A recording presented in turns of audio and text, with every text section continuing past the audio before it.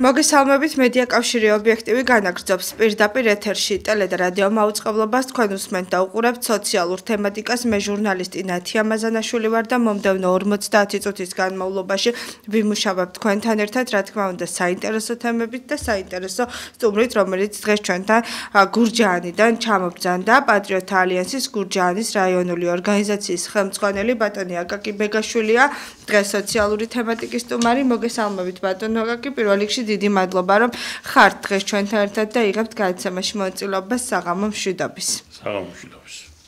ბატონო აკაკი პირველ რიგში მაინტერესებს ზოგადად ქვეყანაში არის ძალიან რთული და ცუდი სიტუაცია შექმნილი ეს არის ეკონომიკური კუთხით ეს არის სოციალური კუთხით რა თქმა უნდა არც გურჯაანი იქნება გამონაკლისი იმიტომ რომ ყველა რეგიონში ასე თუ ისე მეტნაკლებად ძალიან გაჭირვება ფასებია გაზრდილი და მოსახლეობას უჭირს ასე რომ თქვა თავის ჩენა ასევე არის სამუშაო ადგილების დეფიციტი და მაინტერესებს გურჯაანში რა ხდება ამ კუთხით. ზოგადად როგორია გურჯაანის სოციალურ-ეკონომიკური მდგომარეობა, როგორც ქალაქის და ასევე შემოგარენი სოფლების. მოგესალმებით, მივესალმები თქვენს ტელემაყურებელს. ახლა აი მინდა რომ პირდაპირ დავიწყო დაუშვათ შეკითხვაზე პასუხის გაცემა, მაგრამ რატომღაც აი კლიმატი აზრები მიჩნდება გურჯაანში.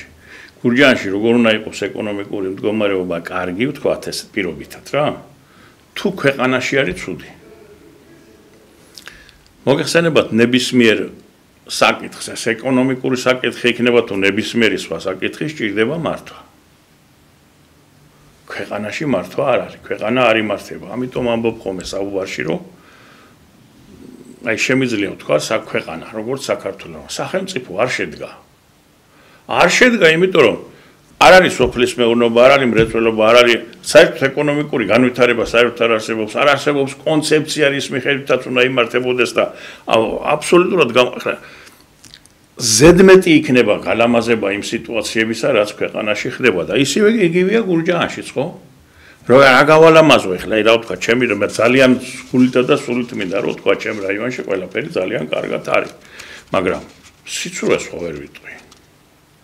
არ არის ძალიან კარგად. რა თქმა უნდა მოქალაქეების მიმართ, მოქალაქეთა უმრავლესობის მიმართ, თორე. ეხლა არის ცალკეული ისინი რომ დაუშვათ აი მოდი პირდაპირ ვიტყვი რა. ეხლა იმ ადამიანების ეკონომიკური მდგომარეობა, ვისაც ჯიბეში უდევს მაგალითად სახელფასო ბარათი, მართალია არ იცის გამგეობაში რაზე მუშაობს, რომელ კაბინეტში არ ასაკეთებს. ასეთებიც არიან? ასეთები მთელ საქართველოში არიან და გურჯაანი რატო იქნება გამონაკლისი? ხო და გარდა მაგისა ის მოქალაქეები რომლებიც აი თავისთვის გეკტრებით აქვთ ისინი ადგილები მამულები დაუშვათ რამდენიმე მანქანას ფლობენ კარგ სასახლეში ცხოვრობენ ევრორემონტებითაც და იმითაც და ამავე დროს ბარათი უდევთ ჯიბეში რო არიან სოციალურად დაუცველთა ბაზაში ჩემო ბატონო ეხლა იმათი მდგომარეობა ვერ იქნება ცუდად მართალია ხო მაგრამ მე ვლაპარაკობ უმრავლესობა როგორც ქვეყანაში ისე ჩემ რაიონშიც უმრავლესობა გაჭირებულია რა თქმა უნდა. ახლა მე გაჭირებას ვერ დავარქევ წეგანაც საუბრობდით და გითხარით ხო მაინც ეს კახეთია ჩემი კახეთი მაინც ბარაქიანი კუთხე. მაინც შრომელი ხალხი ცხოვრობს. ხო, შრომელი ხალხი ცხოვრობს და ასე თუ ისე, ახლა ლუკმაპური არავის არ უჭირს ხო მართალია, მაგრამ თუმცა ეგეთებიც არის რომ უჭირთ. ესეთებიც არის რომ ექიმთან ვერ მიდიან. ისეთებიც არის რომ მაგალითად საუბრობენ რომ რამდენიმე წელიწადია ხორცის გემო არ იციან, იმიტომ რომ ვერ ყიდულობენ. იმიტომ კი არა რომ მაღაზიაში არ არიან, სადმე არ იყიდება ამ ბაზარში. არის, მაგრამ ვერ ყიდულობენ. ასეთებიც არის. მაგრამ აი ზოგადად მე მთლიანობაში ვამბობ რა, მაინც და მაინც სხვა კუთხეებთან შედარებით შეიძლება უკეთესობა იყოს, მაგრამ მოდი ვთქვათ რა, ჩვენ რა გვინდა, ცოტა უკეთესობა იყოს სხვასთან შედარებით, ასე იყოს, ისე იყოს, თუ ხდებოდეს ქვეყანაში მართვა და ყველა ისე იყოს, როგორც ნორმალურ სახელმწიფოს შეეფერება. ჩვენ გვინდა, აი მაგალითად გურჯაანში კი არ იყოს საქმე ყველაზე კარგად. ჩვენ გვინდა რომ მთელ ქვეყანაში იყოს საქმე კარგად.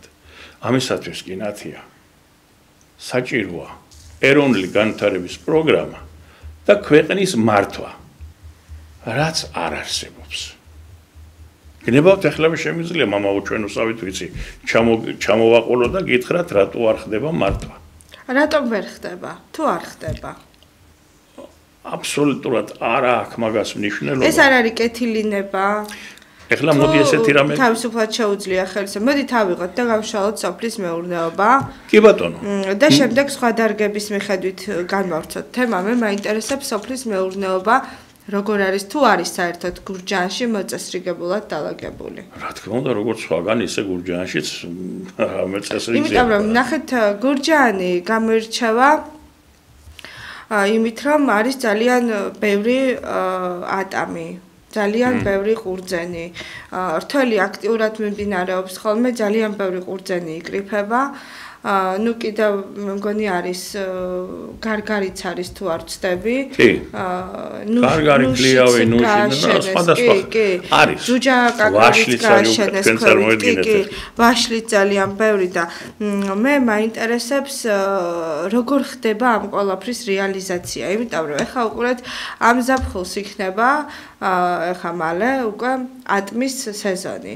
მე ვიცი, მირეკავენ ხოლმე გურჯაანიდან და მეუბნებიან რომ გვილპება ატამი, ვერ ვყიდით, ჩამოდის, დაკრიფეთ, გვირეკავენ, ჩამოიყვანეთ ხალხი თვითონ დაკრიფონ, იმიტომ რომ მუშა ხელის ფულიც არა გვაქვს, რომ დავაკრეფინათო. აი ხშირად ყოფილა ჩემთან მსგავსი ტიპის ზარები, რომ ეს ატამი რომ ვერ კრიფავენ და მუშა ხელი რო არ ყავთ, ხო? მერე ჩამოდის უპება, იყრება და ფუჭდება. მოდით ჯერ ატამზე ვისაუბროთ და ხილზე და შემდეგ გადავიდეთ ყურძენზე, იმიტომ რომ ყურძენის თემა უფრო ვრცელია და მტკივნეულია როგორც ეს, ასევე ყურძენიც. კი ბატონო, რაც შეეხება ახლა თქვენ ახსენეთ ატამი, ატმის მოსავალი. იყო ესეთი რაღაცა ტენდენციები, შემოდიოდნენ აზერბაიჯანელები მიქონდათ აზერბაიჯანელებს მიქონდათ და დაუშვათ 5-ჯერ 6-ჯერ უფრო მეტ ფულს აშუქებდნენ, ვიდრე მწარმოებელი დაუშვათ კახელი გლეხი. რაღაც აღარ მინდა ახლა გაგვიგრძელდეს ეს ოქროს წუთები, რომ ბევრი გვაქვს ალაპარაკო და უფრო მნიშვნელოვან თემებზე მინდა ვისაუბრო და შევეცდები რომ მოკლედ გითხრათ. შარშან მაგალითად კმაყოფილები დარჩნენ ატმის პლანტაციების მფლობელები, რომ აი შედარებით უკეთესი პირობებით მოახდინეს რეალიზაცია. მაგრამ ეს ნაწილმა იყო კიდე სხვა ეტაპები მოსავლისა, იგივე ატმის მოსავლისა, სადაც მაინც და მაინც წარმატებული რეალიზაცია ვერ მოხერხდა. ყველა ეს ერთად აღებული ქალბატონო ნათია და აუკვირდით ახლა რა ხდება? აი ახლა ვთქვი, გლეხებმა მოახდინეს, თქვენს მითხარით, ხო? რეალიზაციას ვერ ახერხებენ. როგორ გონიათ ნორმალურ სახელმწიფოში ასე იქნებოდა? რა თქმა უნდა, არა, ეხა მაგალითად თურქეთი იმდენს ცდილობს და ისე აკეთებს, რომ თავისი მოსავალი და საქონელი საერთოდ არ რჩება, არც დამპალი და არც კარგი, ხო? იმდენად კარგი რეალიზაცია, მაგრამ თურქეთს აქვს სწორად ჩამოყალიბებული და გამართული სოფლის მეურნეობა, არა მარტო სოფლის მეურნეობის, არამედ სხვა დარგებით ჩამოყალიბებული და გამართული. მე ვსაუბრობ რეალიზაციის პრობლემაზე. ეს არ ეხება მარტო გურჯაანს, ბატონო, ეს ეხება ლაგოდეხს, ეს ეხება თელავს, ეს ეხება ახმეტას, ყვარელს და ასე შემდეგ. ეხლა მოდი ესეთ საკითხებს განვიხილოთ, ხო? მეწარმე მაწარმოა ატმის მოსავალი დაკრიფა. ეს ადვილად დაიქირავა მუშები, დაკრიფა, კი ბატონო. კი ბატონო, დაიქირავა მუშები, დაკრიფა. ეს ერთი ითქმება ასე. იმ დაკრეფის დროს დაუშვათ ერთ წირ ატამზე. თუ მაგალითად პირობითად მოიწია სიტყვაზე 50 კილოგრამი, ერთი იმდენი ან შეიძლება ცოტა მეტიც ადგილზე დარჩა, იცით? როგორ? როგორ და სარეალიზაციო ატამი რომელიც არის, ხო გადაარჩიეს. მაგრამ დაკრეფის დროს დაბლა რო ჩამოვარდა და დაეცა, ის რეალიზაციისთვის აღარ ვარგა. ამიტომ შესაბამისად როგორ არის, თითქმის ერთი იმდენი რჩება. ეხლა როგორ გონიათ, რო არსებობდეს დაუშვათ ყურადღება სახელმწიფოსგან, მართლა რო ხდებოდეს სოფლის მეურნეობისა, თუნდაც ერთი ცალი მაინც სადღაც საწარმოო გადამამუშავებელი. იბარებდეს, რა თქმა უნდა, წვედების დამზადება, ჩემო ბატონო, ჯემები, საკონსერვო ქარხანა. რომ მუშაობს. ხო? ეს ხო ჩაბედ, ეს აღარ დაიკარგებოდა. არ დაკარგვა გამოიწვევდა ამ ქარხნის ამუშავებას. ქარხნის გამუშავა მუშების დასაქმებას, მუშების დასაქმება ხელფასის მიღებას, ხელფასის მიღების დროს ანარიცხები წავიდოდა ბიუჯეტში, ქარხნის პროდუქციის რეალიზაციიდან ასევე ბიუჯეტში წავიდოდა. აეწყობოდა ყველაფერი. მაგრამ ეხლა რა არის? ხელისუფლება ლაპარაკობს. მე ააშენეთ ვინ გიშლით საწარმო. ასე არ ხდება ნორმალურ ქვეყნებში. ასე არ ხდება მაგალითად ისევე როგორც მოხდა ჩემ შემთხვევაში მაგალითად, ხო? წეგან გეყვებოდით, ხო? იქ ჩამოტანილი მქონდა პროექტი, ბატონი კახაკალაძე ვაშკაცკაცია და არ იკადრებს ეხლა და არ იტყვის რომ არ მახსოვსო. ძალიან კარგად ეხსოვება და იტყვის კიდეც რომ მახსოვსო.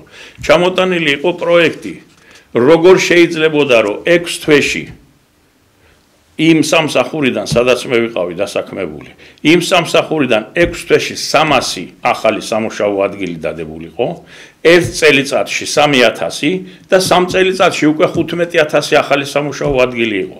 თანაც ისეთნაირად რომ ვეუბნები ხელისუფლებას, ვეუბნებოდი, ნუ გეშინიათ. ამაზე თქვენ ვერც სავალუტო ფონდი, ვერც საერთაშორისო სავაჭრო პალატა და საერთოდ დასავლეთი ვერ მოგედავებათ, რომ ტურიზმის გარდა სხვა რამეს აკეთებთ. ჩვენ ხო ამ დარგში გვაქვს უფლება რომ ვაკეთებდეთ. ღმერთო შენი ჭირმე, უფლება წარმოგიდგენიათ, უფლება უნდა გქონდეს რომ ჩვენ ქვეყანაში რამეს ვაკეთებდეთ. ჩვენ ხო გვაქვს უფლება რომ ამას ვაკეთებდეთ, ხო? არაფერს არ ვარღვევთ.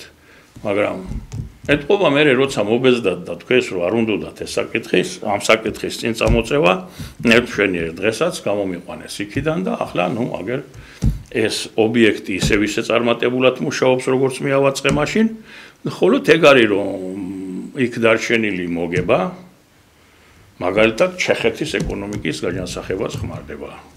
ობიექტი საქართველოშია, ქართული ობიექტია. იქ ჩემი წინაპრების შრომაა იმ ობიექტის მშენებლობაში ჩაყრილი. ჩემი შრომაა საბჭოთა კავშირის დროს ჩაყრილი აწყობაში ამ იმისა საქმიანობის. მაგრამ მისი მოგება ჩეხეთის ეკონომიკის გაჯანსაღებაში მიდის. ეხლა აი ასეთი მართვა როცა არის ქვეყანაში, თქვენ მეუბნებით რომ ატამს რა ეშველება. ატამს კი არა, ქვეყანას არაფერი არ ეშველება. უფრო მეტსაც გეტყვით, ცოტა უფრო ფართოდ რო გავშალოთ, ხო? აი ამ ატამს ხო უნდა გარეთ გატანა. დაუშვათ ადამიანებმა მიაღწიეს თვითონ თავისით იმ საკითხს, რომ აზერბაიჯანელებმა კი არა, დაუშვათ თვითონ უნდა გაიტანონ სადმე ხო რომელიმე ქვეყანაში. დამეთანხმებით რომ ეხლა საქართველოს გარშემო ცეცხლშია გახვეული ყველაფერი, ხო? მე არ ვიცი ხელისუფლება რატომ უმარავს ხალხს და რატო არ ეუბნება რომ საშიშროება ჩვენთვისაც არსებობს იქიდან რომელ ათმის გატანაზე და ყურძნის გატანაზეა საუბარი. რა საშიშროება არსებობს? 75000 ბინადრობის უფლებით მქონე პირისგან, რომელიც საქართველოში არიან. 40000 ვინ არის, ხო ვერ მეტყვით? თურქი სამხედრო ხო არ არის? რომელსაც ვეღარ ვიპოვით რომელია. 40000 გაბნეულია 75000. ხო ვერ მეტყვით, რატო გადმოსწია თურქეთმა საქართველოს ასომხეთის მხარეს 150000-იანი ჯარი? რა უცილებლად მოითხოვდა? ვერავინ ვერ მეტყვის. იმიტომ რომ ქალბატონ ნათია რომ არავინ არ იცის. არ დავალდებულია ხელისუფლება რომ იცოდეს. შეიძლება იცის კიდეს, არ ვიცი ახლა მე მთლად იმ პასუხისმგებლობას ვერ ავიღებ, ვინ რა იცის და ვინ რა არ იცის. მაგრამ ფაქტი ერთია. ატამი, ყურძენი, ვაშლი, ქლიავი თუ რაც იქნება, იმავე პრობლემებშია მოქცეული, რა პრობლემებშიაც მთელი ქვეყანაა მოქცეული. თუ ჩვენ გვინდა რომ ეს პრობლემები მოიხსნას, უნდა შეიცვალოს ყველაფერი. როგორ უნდა შეიცვალოს, ეხლა ვიცი რომ დამისვავთ ამ კითხვას. ძალიან მარტივად. ჩვენ ხო ქართველები ვართ. დააკვირდით ქალბატონ ნათია. აი ამ აღწერვებში, რომელიც ეხლა რო ჩატარდა.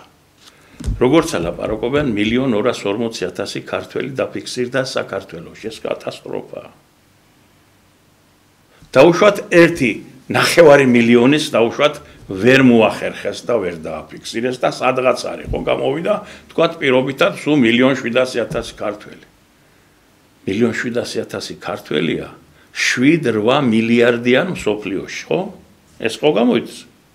მაშინ იქნებ მითხრათ, რა გვჭირს ესეთი უბედურება, რომ ერთმანეთსა ვართ ასე დანასისხლად გადაკიდებულები. რუსთაველის იმაზე პროსპექტზე მოგეხსენებათ ის რეები მიდის სამარცხვინო რაღაცეები, აქეთ ოცნება რეებს ელაპარაკა თითქოს სხვა საქმე არ აქონდეს, ოცნება იწახის ნაცების ესე და ისე, ნაცები იძახიან ოცნების ესა და ისე და 30 წელიწადი გადის უკვე ამ საქმეში კაცო. როგორ შეიძლება სადმე თუ გეგულებათ ქალბატონო ნათია, სოფლიოში ერთი გადასაგდები ქართველი მაინც არ არსებობს. რომელ გადაგდებაზეა ლაპარაკი, იმდენად ცოტანი ვართ. ერთმანეთს ხელი ჩაკიდებული და გულში ჩახუტებულები უნდა ვეგებობოდეთ ხოლმე ყოველთვის. მაგრამ შეხედეთ რა ხდება, შევარდნაძის დროს ორად იყო გაყოფილი და გახლეჩილი ქვეყანა, ხო? ერთი იყო თავისი ნაკომუნისტარი მომხრეები და მეორეს ხალხის უმრავლესობა. აი, მიშას დროს უფრო წინ წავიდა საქმე, ხო? სამად გაიხლიჩა ხალხი. ერთი იყო ნაცების მომხრეები, მეორე იყო ოპოზიციის მომხრეები და მესამე ხარეს დარჩა ხალხის დიდი უმრავლესობა. მოვიდა ოცნება და თლაც საუკეთესოდ წავიდა მდგომარეობა, ვითვლიდი ჩემთვის და აღმოჩნდა, რომ ეხლა 8 ნაწილად არის ქვეყანა დაგლეჯილი. და ეს 8 ნაწილი დანასისხლად არის ერთმანეთს გადაკიდებული, კაცო, წარმოიდგინეთ, საოცრება არ არის, კაცო. და უფრო მეტიც ამ დღევანდელობამ მისცა საშუალება ხელისუფლებას, რომ გამოიკვეთა ისეთი მდგომარეობები, რომ შვილი მშობლებს ემტერება, მშობლები თავის მშობლებს ემტერებიან, ის იმას ემტერება, რა ვიცი, ვეღარ გაიგებ რა და ეძებენ მტრებს, ეძებენ უბედურებებს, რა ვიცი, მე სატანისტები ხდებიან თუ რაღაც უბედურებები ხდებიან. ეს ხო შეგნებულად რო არის გაკეთებული რა, თავისით მოვარდა, ჰაერიდან ჩამოვარდა, ეს რო შეგნებულად არის გაკეთებული, წინ არაფერი უდგა. ხელისუფლება გამოდის და გვეუბნება, რომ იცი რა, მე კი არა ვარ შუაში. ნაცებმა შემოაგდეს ეს, შეკაიდეთ მაშინ რომ ვერას მეუბნები თუ შემოაგდეს ხალხის ლეგიტიმაცია ხო გინდოდათ, ხო ხელისუფლებაში მოსვლა ხო გინდოდათ, ვინმე სხვა რო თქვია გინდა თუ არა შენმა იყო ხელისუფლებაშიო. მოხვედი და მიიღე ხალხის ნება, ხო გახდი ხელისუფლება. მიხედე მე მაგ საქმეს, აბა? როგორ უნდა მიხედოს თვითონ ისინი არიან ერთი წამით, ქალბატონო ნათია, მაპატიეთ ბარე, მე პასს დავამთავრე.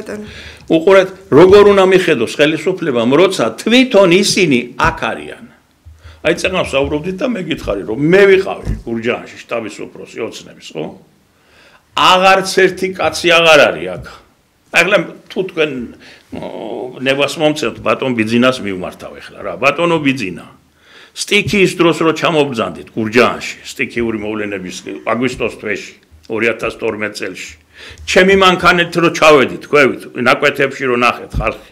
ნახეთ ის ჩვენი ხალხი ქორებით რო დატრიალებდნენ გარშემო ჩემ მანქანასაც და მე თქვენ რო ჩამოხვედით და თქვენს გარშემო ტრიალებდნენ. მზად იყო სათითაოდ სიცოცხლე გაეწირა, ოღონდ თქვენ არაფერი დაგშავებოდათ. ერთხელ მაინც რატო არ იკითხეთ, რომ ეს ხალხი სად წავიდა, სად არიან? ქვეყნის ასეთი ერთგული ხალხი, ქვეყნისათვის თავდადებული ხალხი, რო აღარ არიან და მათ ნაგივრად ეს ვისაც ვებრძოდით, ისინი რო არიან თქვენს გარშემო. თუ ესენი სადღაც წავიდნენ, რატო არ იკითხეთ? თუ კარგი, არ იკითხეთ, არ იკითხეთ. ვერც ვერავის აკითხავით, იმიტომ რომ არავინ აღარ დარჩა ჩვენი, ხო, თქვენთან სუნაცები იყვნენ. შეკაიდეთ მომიშვილო შენა, თუ მაშინ არ იყო ჩემთან ურთიერთობა, ისა რა ქვია, სამარცხვინო როცა იმ ნაკვეთებში მივდიოდით და როცა შტაბში ვსაუბრობდით. ახლა გახდა სამარცხვინო, ჩემთვის ხო მაინც შეიძლებოდა შემკითხებოდით, რომ რა იქნა ეს ხალხი. აი სწორედ ამ ხალხის არარსებობამ გამოიწვია ის, რომ მთელი ქვეყანა დილეტანტებისგან წავიდა. უბრალოდ დილეტანტებისგან დაინგრა და გაუბედურდა. ვერ გაიგებ კაცო, ერთი ადამიანი ხან იქ დანიშნავენ, ხან იქ დანიშნავენ. როგორ შეიძლება ერთმა ადამიანმა ყველაფერი ძალიან კარგად იცოდეს, ეგ ერთი და მეორე, იქნება ერთი კაცი მაინც მაჩვენოთ. ვინც იცის ის საქმე, რაზეც მუშაობს, ხო? ვერ მაჩვენებთ, იმიტომ რომ ესეთი რამე არ არსებობს. მერე თქვენამ ვიცი რა, ჩვენ ხალხმა ლეგიტიმაცია მოგცა. რომელ ლეგიტიმაციაზე მელაპარაკებით? რუსთაველზე ეგეთი ამბავი მიდის. ამოდულა ახალგაზრდობა და ისინი არის გამოსული ბავშვები თქვენს წინააღმდეგ. კაცო, თქვენ მაინც ჯიუტად იმეორებთ, რომ ლეგიტიმაცია გვაქვს ხალხისაგან, რომ ვიყოთ ხელისუფლებაო. მაპატიეთ, მაგრამ ძალიან დიდი კითხვის ნიშნის ქვეშ არის დღევანდელი ხელისუფლების ლეგიტიმაციის საკითხი, მე რომ მკითხოთ, ხო? იმაზე უფრო უარესად, ვიდრე ლაპარაკობენ რუსთაველზე. არა, ის რუსთაველზე რა ლაპარაკობენ, გაყალბდა რაღაცა. ეგ ყოველთვის შეიძლება ეს თემა ამოუწურავია, ერთი იტყვის გაყალბ და მეორე იტყვის არ გაყალბებულა. აი მე ვაყენებ ესეთ საკითხს, რანაირად აგარ ლეგიტიმაცია, რომ აი საქართველოში არჩევნების დროს იყო 3100 უბნამდე, ხო, საარჩევნო უბნამდე. იქნებ ამ 3100 უბნიდან ერთი უბანი დამისახელოთ, ერთად-ერთი უბანი დამისახელეთ, რომელზეც არჩევნების დასაწყისიდან დილით ადრიანად დამთავრებამდე ღამემდე რო უზარმაზარი რაოდენობით ადგილობრივი ხელისუფლების რესურსით რომ არ იყო მობილიზებული და ამად გარდა კიდევ რო არ იყო მობილიზებული იქ ძალოვანები, რომლებიც მუშაობენ სადღაც შორს, მაგრამ ამ უბანში, ამ სოფლის თუ ამ უბნის მაცხოვრებლები არიან და მთელი დღე იდგნენ იქ. იქნებ მითხრას ვინმე, რას აკეთებდნენ? თუ ეს იყო რაღაც ბირჟა და იქ იდგნენ, რანაირად მოხდა ის, რომ მაინც და მაინც 4 წლიდან 4 წლამდე იმ ერთ დღისით ხდება ეს ბირჟა და დანარჩენი 4 წელი ისე გადის, რომ იქ არავინ არ არის. მაინც და მაინც არჩევნების დღისით. და მაინც და მაინც როცა შიგნით ვინმე შედის და გამოდიან ერთმანეთს ხელებით და ჟესტებით ელაპარაკებიან. აი რანაირად ახდებოდა? არა აქვს ლეგიტიმაცია. მე რომ მკითხო კიდე დიდი იმის რა ქვია, დიდი კითხვის ნიშნის ქვეშ არის ამათი ლეგიტიმაციის საკითხი. აი ამ ლეგიტიმაციის არ არსებობა მოიწვია ის და სხვათა შორის ახლა მეორე უკიდურესობას. მე მინდა რომ თემა გავაგრძელოთ, მე მაინტერესებს როგორ ნაწილდება ბიუჯეტი გურჯაანში, რა კუთხით ნაწილდება, რა სეთმობა, თანხები, როგორ იხარჯება და იგეგმება და შემდეგ კურდნის თემასაც მინდა შევეხო, იმიტომ რომ კითხვებია შაბას. აი ახლა ვსაუბრობდით სწორედ იმ საკითხზე, რომ დავუშვათ დილეტანტები, დავუშვათ არასწორი მართვა, დავუშვათ გაჭირვებული ქვეყანა და ასე შემდეგ. ეხლა როგორ გონიათ ქალბატონო ნათია? ავდგები და ეხლა მივალ და ჩავეხედა აბა რა შეხარჯავთ ბიუჯეტს, რომ რაღაცა დიდი გაგება უნდა. ისეთი გამოცდილი ადამიანები, რომლებიც მთელი თავის ცოცხლე საქმეს აკეთებენ, ამათგან განსხვავებით.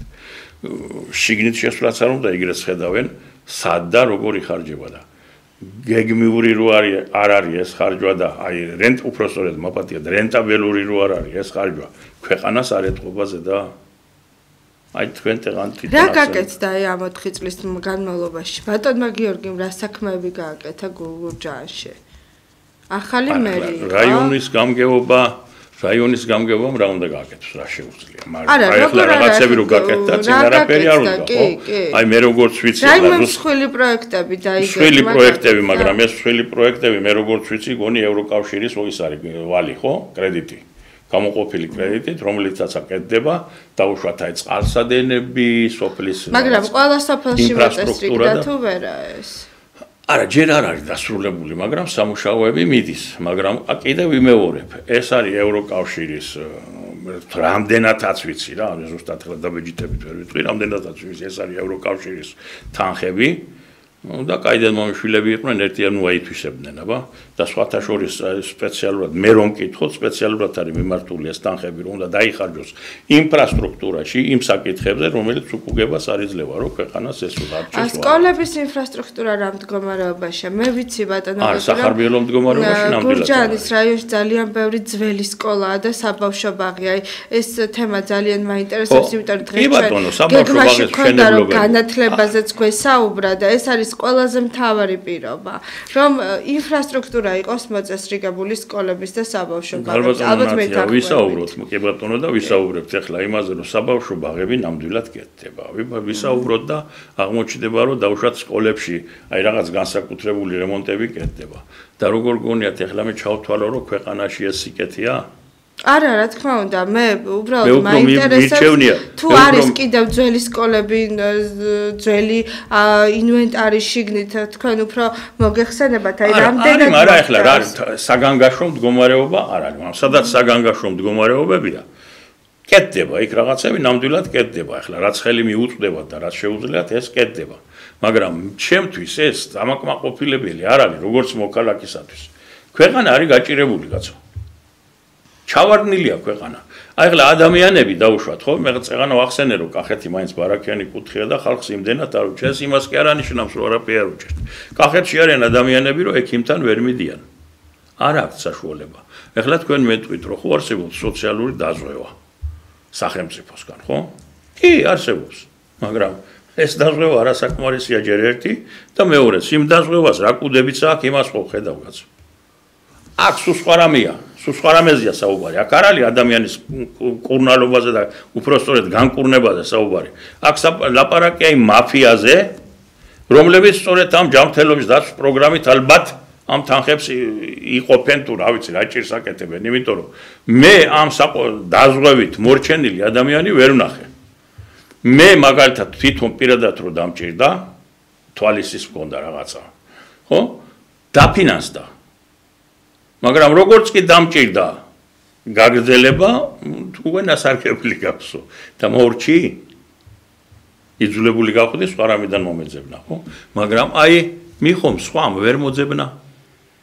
სხვა საშუალება ვერ მოძებნა. მას რო აქ საჭმლის ჭამის საშუალება თავისი ბარაკიანი მიწის გამო. ეს იმას არ ნიშნავს, რომ მას ექიმის ბულიც აქვს. სწორედ ყურძანზეც გადავიდეთ, ახლა ძალიან აქტუალური თემაა ეს შემოდგომა გველის წინ, არც თუ ისე სახარბიელო ფასი აქვს ხოლმე ყურძანს და ბატონო, თქვენ თუ არ იტყვით იმას, ახლა თქვენზე უკეთესად ვინ იცის ის, როგორი მოვლა ჭირდება ვას, რომ დღე და ღამე უწევთ ადამიანებს იყოფნა, გათენება, ყარაული, მე თვითონაც კახეთში ვარ დაბადებული, გაზრდილი და ვიცი ვას როგორ თვლიან ჩვენთან ჩვენს კუთხეში და როგორ თაყვანს ცემენ და როგორ ეფერებიან ვაზოშვილივით ნაზარდოვა, ხო? აი ზუსტად ეს სიტყვები შეეფერება, იმიტომ რომ როგორც თავიანთ შვილებს ისევულით ჩვენ კახეთში ვას და ძალიან ცუდია და ძალიან მიმძიმს ხოლმე ყოველთვის ამაზე საუბარი, რომ კაპიკის ფასი აქვს ჩვენს ქვეყანაში ყურძანს. მერე და როდესაც ამ მანქანებს აჩერებენ ქარხნები ამ ყურძანს გასდის წვენი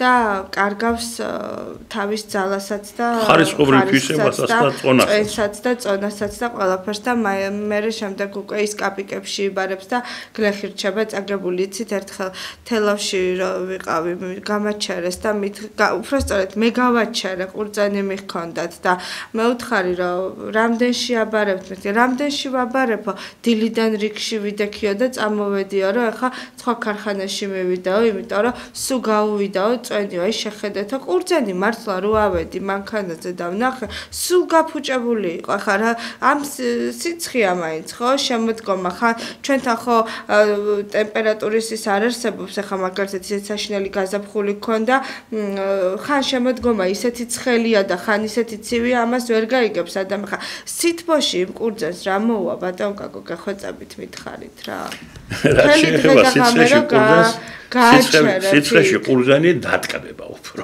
ხო მაგრამ მთელი დღე და ღამე რო გააჩერებ ის წვენი პრობლემა სხვა რამეშია დააკვირდით ახლა ქალბატონ მათია თქვენ თვითონ თქვით რომ აი ის გავაჩერე იმან მითხრა რომ ვიდექი დავიღალე და სხვა ქარხანაში მივდივარ ხო და თქვენ თქვით წეგან რომ წვენი გასდის იმ ქარხანაში რო იდგა და წვენი გასდიოდა მე გზაში რო წამოვიდა კიდე ხო წვენი გასდიოდა მე იმ სხვა ქარხანაში რო კიდე რიგშიდად გაიქასო რაღა დარჩა მე იქა ხო ჯერ ერთი ეგა ეხლა მეორე ვარიანტი გურჯანში ასეთი შემთხვევები ხდება რომ რიგში სულასია უცბად ესე დგა დიდი რიგია თქვა ერთი ნუ 200 მეტრიანი 300 მეტრიანი რიგი ხო უცბად გამოაცხადებენ ქარხანა იკეთება ჭურჭელი გადაივსო მიდი ახლა გაიგე მართლა გადაივსო თუ არ გადაივსო ან რატო უნდა გადაივსოს ეს ჩემთვის გაუგებარია მიუხედავად იმის რას ნიშნავს ჭურჭელი გადაივსო ქარხანა როცა არის დავიჯერო რომ ახლა უნდა გადავიტანოთო სხვა ჭურჭელში და თქვენ მან დაიცადეთო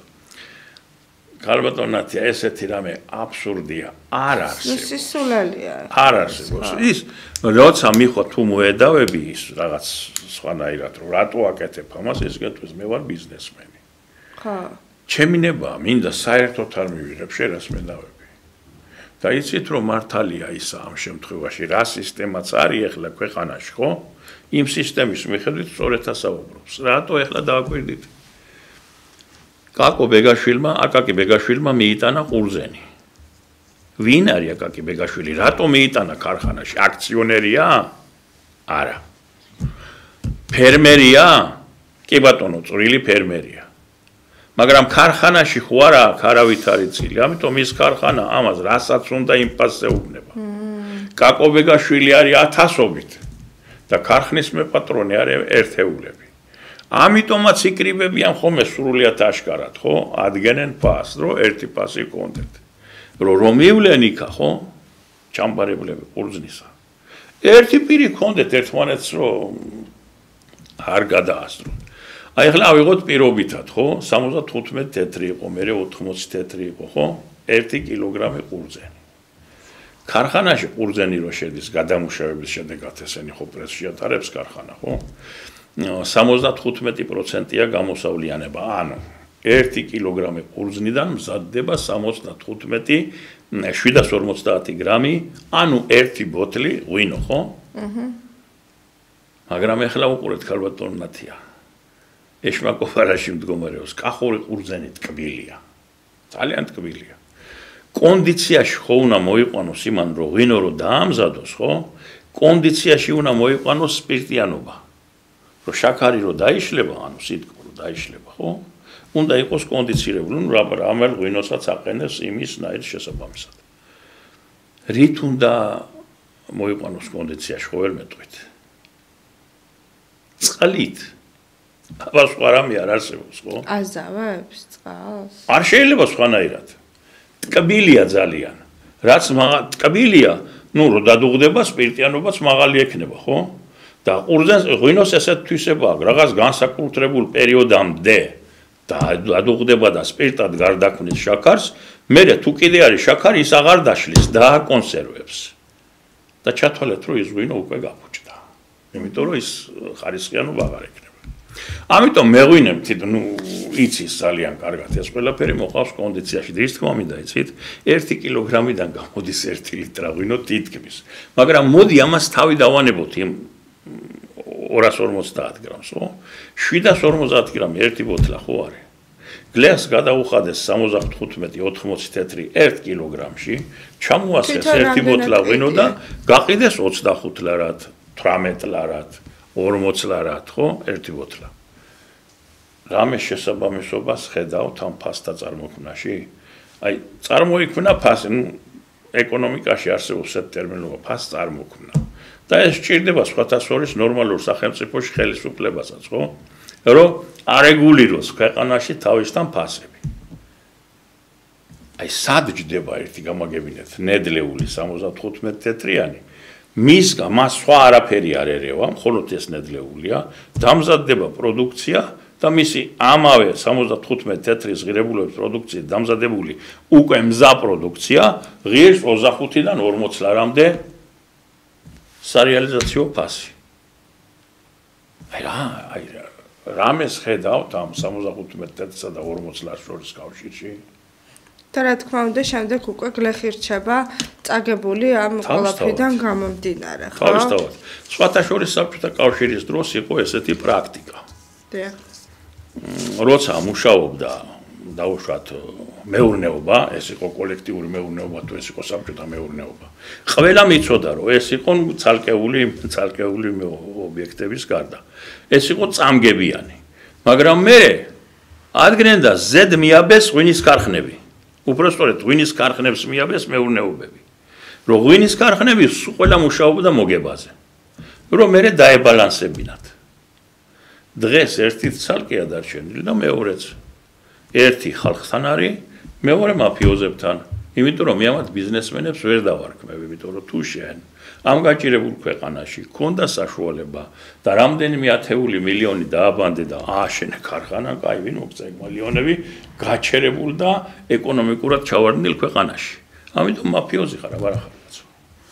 ბატონ კაკო, ასევე მაინტერესებს სამუშაო ადგილების კუთხით, აქვს თუ არა რესურსი თვითონ ადგილობრივ ხელისუფლებას, რომ აი მაგალითად ადგილობრივ ტენდერებში ჩართოს ადგილობრივები, ადგილობრივ სამუშაოებში, საიდან მოდიან ეს მუშები, ვინც ახორციელებენ?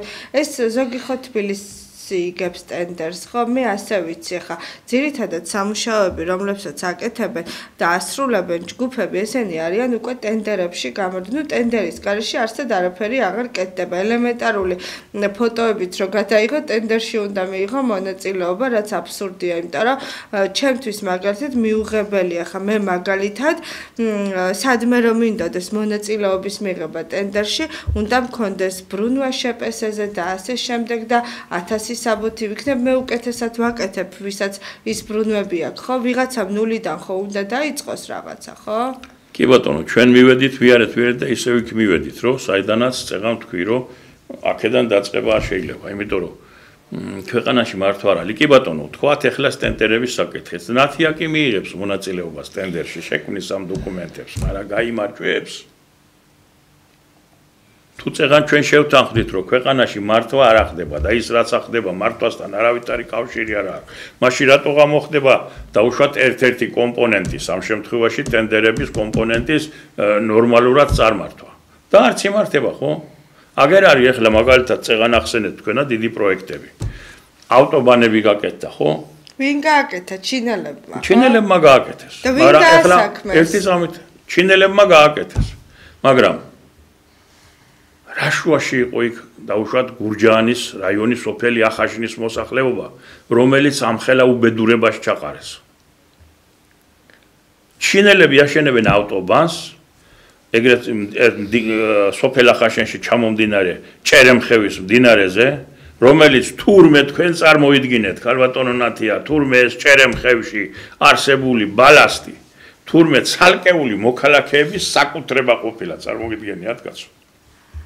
და მაშინ როცა 2 წლის წინ დაუშვათ ბუნების დაცვამ ერთ-ერთი ახაშნელი კაცი აი ხელის იმით ურიკით ხევში დაიჭირა რომ იმ რა ქვია ლამსაყრიდა იმ ხელის ურიკაზე რომ სახში რაღაც აშენებდა და 500 ლარით დააჯარიმეს.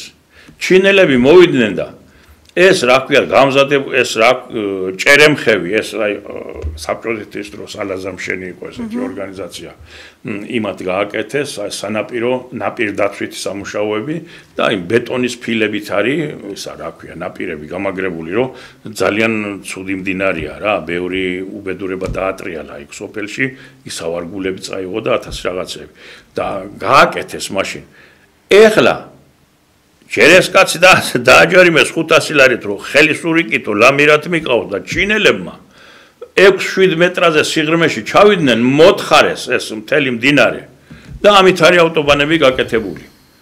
ამ დროს ვიკითხე და აღმოჩნდა რომ თურმე 2 მეტრაზე თუ 1 მეტრაზე არ ვიცი ზუსტად მეტის ჩასვლის უფლება არავის არ ქონია.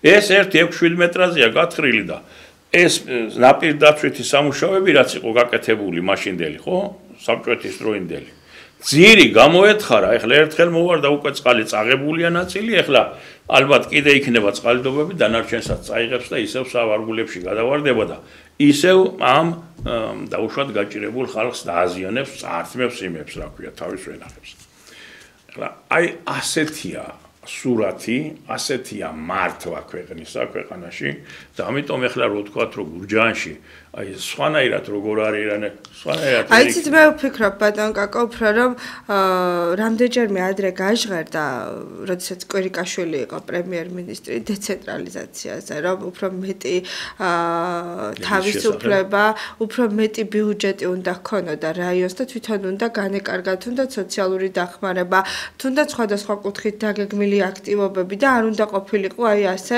დამოკიდებული ხელისუფლება ცენტრალური ხელისუფლება მისცემდა თუ არა თანხას ხო მე მაგალითად სოციალურ თემატიკაზე და სოციალურ პრობლემებზე 14 წელია მიმყავს გადაცემა და ვიცი რა როგორ ხდება ზოგადად ამ სოციალურ დახმარებებზე მე ვფიქრობ რომ აი მაგალითად თქვენ ხო ხართ სოფელ ახაშენიდან ხო თქვენ სოფელში ხო ძალიან კარგად იცით ვის უჭირს, ვის ჭირდება სოციალური დახმარება, ვის ეხმარება შვილი, ვის აქვს შემოსავალი და ვის საერთოდ არაფერი არ აქვს პენსიის გარდა და ვინ არის შრომის უნარიანი და ვინ არის შრომის უუნარო. ხომ მეთანხმებით. რა თქმა უნდა. ზეპირად იცით სოფელში ყველაფერი. არა მარტო თქვენ, არამედ ყველა. და არა მარტო ეს საკითხი. კი ბატონო, მე ვფიქრობ, რომ სოფელში თვითონ რწმუნებულმა და მოსახლეობამ ერთად უნდა გადაწყვიტოს, ვის ეკუთვნოდა სოციალური დახმარება და შემდეგ უნდა ჰქონდეს პრიორიტეტი მერიას, რომ მან გასცეს სოციალური დახმარებები და ეს დახმარებები იყოს გაცემული სწორედ მიზანმიმართულად და არა ისე, რომ 3-4 მანქანა ეყენათ ხოლმე ეზოში, მე რო შევდიოდი სახლებში და იღებდნენ სოციალურ დახმარებას და თა როგორი დამალულია ეს ყველაფერი, არავინ არ იცის ვინ იღებს დახმარებას, არა, ეს უნდა იყოს საჯარო, ეს უნდა იყოს გამჭვირვალე, ყველა უნდა ვხედავდეთ ჩვენ ვინ იღებს დახმარებას და ვინ არ იღებს დახმარებას. აი მაგ საკითხში რომ არავინ არ იცის ვერ დაგეთანხმებით მაპატიეთ, იციან. არა, სოფელში შეიძლება იციან. კი ბატონო, სოფელში შეიძლება იციან, მაგრამ ჩვენ არა გვაქვს სია, ბატონო, გაგესმით. გასაგებია, მაგრამ ესენი ისე ზერელეთ კი არ იღებენ, აი ლამაზი თვალების გამო. ესენის მერე სათანადო სამუშაოს ასრულებენ არჩევნების დროს და სხვადასხვა საკითხების დროს.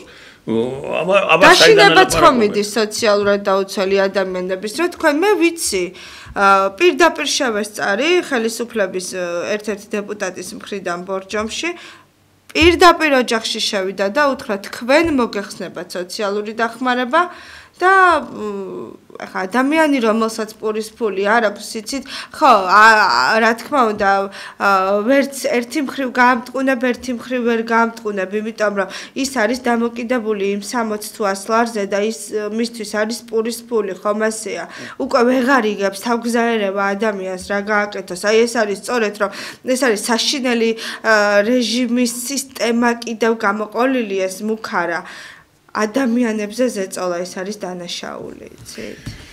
აი თქვენ ახსენეთ წეღარო, მე თვითონ მინახიაო, კარგად მაცხოვრებელი ადამიანები რო იღენ სოციალურ. კი, რა თქმა უნდა, შევსულ ვარ მიკითხავს კიდეც და სოფელ გურჯაანში არსებობს მოქალაქე კვარა თუტიაშვილი ქალბატონი, რომელსაც როგორც კი ეზოში შეხვალ, ეს ერთსართულიანი აი სახლია.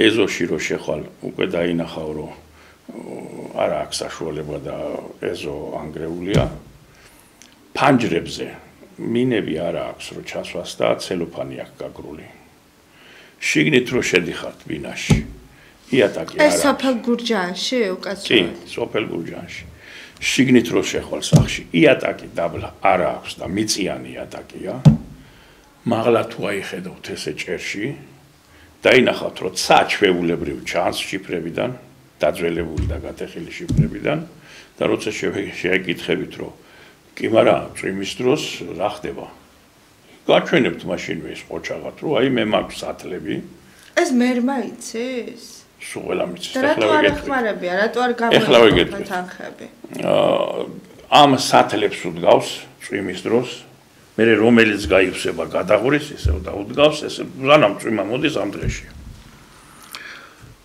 მე თვითონ მივმართე მერიას ამ საკითხს არ მინდა ახლა გვარი სახელი დავასახელო ვინც არის ალბათ მისმენს და გაიგებს შემპირდნენ რომ აუცილებლად დაეხმარებოდნენ მაშინ მე ჩამოვალ მას შემდეგ რამდენი ხანი გავიდა იცით წელიწად ნახევარი მაშინ მე ჩამოვალ და გადავიღებ და მივმართავ გურჯაანის მერს მე გადაცემიდან როდესაც გავალ დავურეკავ კიდეც ბატო გიორგის და მოვიკითხავ ამ საკითხს თუ არ ჩამოვალ და გადავიღებ სიუჟეტს ასეთ სახლი ხო აქვს ადრე რამდენიმე წლის წინ იღებდა ბაზაში იყო რა მოიხსენებათ აბასად იქნებოდა სოციალურად დაუცველთა ბაზაში იქ იღებდა დახმარებას რა ქვია მაგას აი შემწეობა მოვიდნენ არ ვიცი რამდენიმე წლის წინ და უთხრეს რომ იცი რა უშენაო უკეთესად მოგიწყვიაო აქაურობაო და ქულები მაღალი გაქვს და მოუხსნეს ეჭვი არ მეპარება, იმიტომ რომ იმდენად სასაცილო მიზეზების და სასაცილო კი არა და სატირალი მიზეზების გამო უხსნიან ადამიანებს დახმარებას. თუ ადგენენ და აი იმათ, ვისაც არ ეკუთვნის და დაუნიშნავს, ვიღაცას ხო უნდა მოაკლონ, ხო?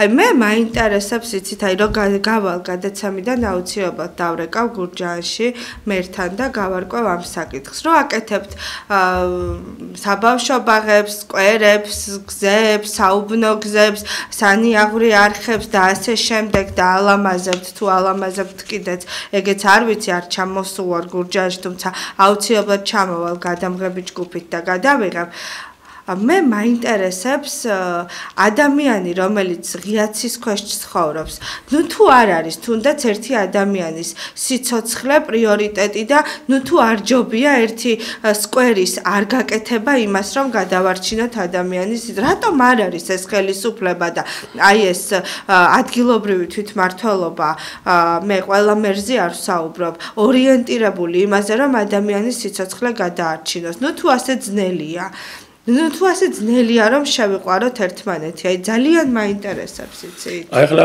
მოდი ერთ საკითხი ასეთ მივხვდეთ 5 წუთი ბატონო აკაკი და უნდა დავასრულოთ გადაცემა მაშინ ვეცდები რომ მოკლედ თან შევაჯამოთ თან მივმართავ გურჯაანის მერს თხოვნით მე ადგილზე ჩამოვალ ამ ქალბატონსაც გადავიღებ და თუ იქნება კიდევ ადამიანები ვინც აი ასეთ მდგომარეობაში ცხოვრობენ დარეკეთ მედია კავშირი ობიექტივის ცხელხაზზე დაგვაწერინეთ თქვენი ტელეფონის ნომერი მის სამართი და აუცილებლად ვეცდებით თქვენს დახმარებას რაც შეეხება სოციალურ დახმარებას პირადად მე გიშუამდგომლებ სამინისტროსთან დაგვირეკეთ და მოგვაწოდეთ ინფორმაცია 4 წუთი და თან შევაჯამოთ გადაცემა და მოდი ახლა რახან გურჯაანზე ვსაუბრობ ავიღოთ იგივე გურჯაანის გამგებელი ხო გიორგი ძალიან კარგი ბიჭია არა, ეჭვიც არ მეპარება პედაგოგულად რომ კარგი ბიჭი იქნება, მაგრამ აქ ხელთ ესა უფლება და საშუალება? აი თავისით რომ გადაწყვიტოს და გააკეთოს. მე მგონი ახლა აი ასეთი ღიაცის ქვეშ რომ ცხოვრობდეს, ასეთი ოჯახი ბევრი არ იქნება ბატონ კაკო. არა, ბევრი არ არის, მაგრამ ახლა ვერ დავაბრალებთ მაგას უყურადღებობას, მაგრამ მე მაინც ხვდებით რომ მაინც გლობალურად ჩამინდა ხოლმე ჩავხედო.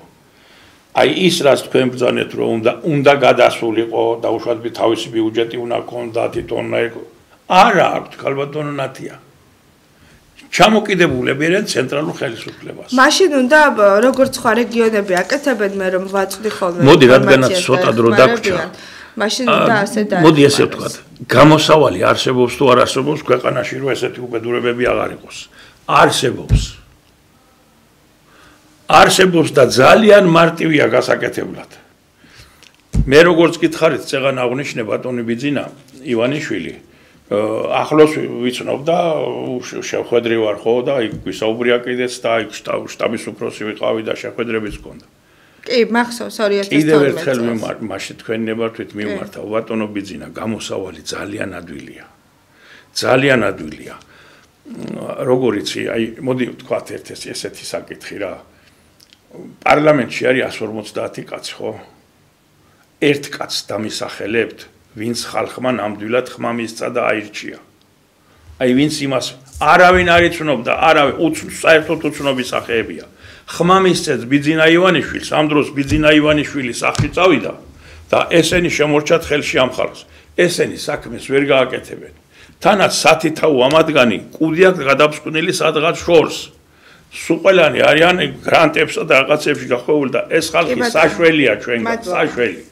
მადლობა ბატონო აკაკი რომ იყავით ჩვენი გადაცემის სტუმარი, გმადლობთ რომ ჩამობრძანდით, დიდი მადლობა. გვარი შემახსენეთ იმ ქალბატონის ბეგაშვილია ის.